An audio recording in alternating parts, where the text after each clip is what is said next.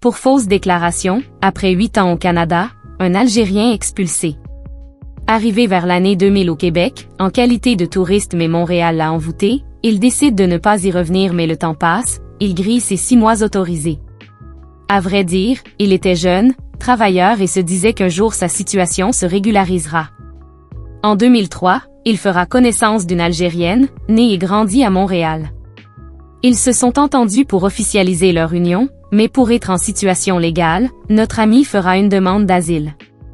Avec le reçu de la demande et en attendant le traitement de son dossier, il pourra au moins circuler librement et c'est ainsi qu'il se mariera vers la fin de l'année.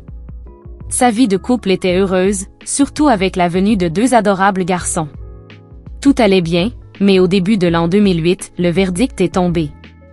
Dans son dossier et sur ses informations personnelles fournies dans les formulaires de demande de visa et d'asile ainsi que dans ses entrevues, on constatera plusieurs contradictions. Sans aucune retenue, on refusera sa requête avec un ordre d'interdiction du territoire.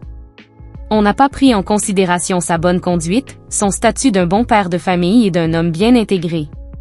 Sa femme, sa belle famille, ses avocats ont tout fait pour revoir cette décision, mais en vain. Revenu en Algérie, sa femme qui n'a pas de lien au pays préféra élever ses enfants au Canada. Toutes les tentatives pour le rétablissement du statut de notre ami n'ont pas abouti. Meurtri, déprimé, psychiquement abattu, il a pris l'alcool comme refuge, la solitude comme ami. Ayant perdu goût à la vie, il coupa tout contact avec sa femme et ses enfants. Comme lui, ils sont nombreux ceux qui sont tombés dans le piège des fausses déclarations et ont vu leur rêve canadien s'évaporer à jamais.